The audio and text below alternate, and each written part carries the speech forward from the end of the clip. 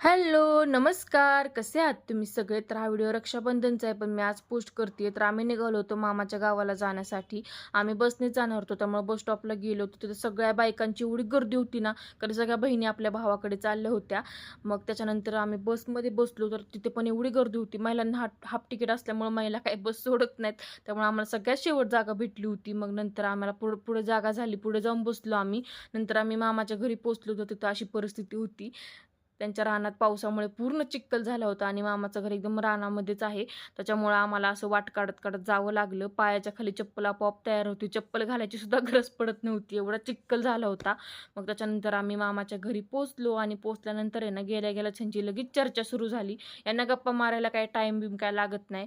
गेलं की लगेच सुरू झालं यांचं गप्पा बिप्पा आणि मग नंतर राखी बांधण्याचा कार्यक्रम झाला. त्याचं काही मी फुटेज घेतलं नाही. मग नंतर यांचं बहिणींचं डिस्कशन चाललेलं. कुणाला कसली साडी भेटली, कुणाला कसली भेटली आणि ते सगळं बघितलं आणि मग संध्याकाळी सगळ्यांनी मस्त असं जेवण केलं. खूप छान मेन्यू होता.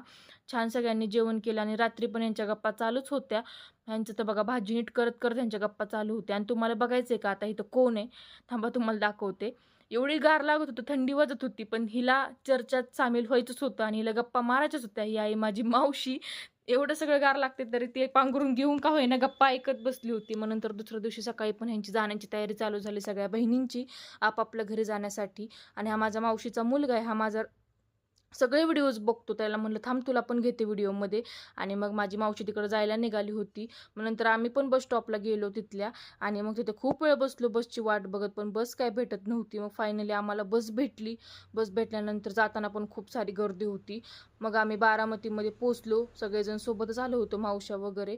मग बारामतीमध्ये पोचलं, भूक लागलेली. मग म्हणलं चला वडापाव खायला जाऊ. मग मी सगळ्यांना वडापाव खायला घेऊन गेले आमच्या बारामतीमध्ये. आणि मग सगळ्यांनी वडापाव खाल्ला आणि सगळे आपापल्या घरी जायला निघाले.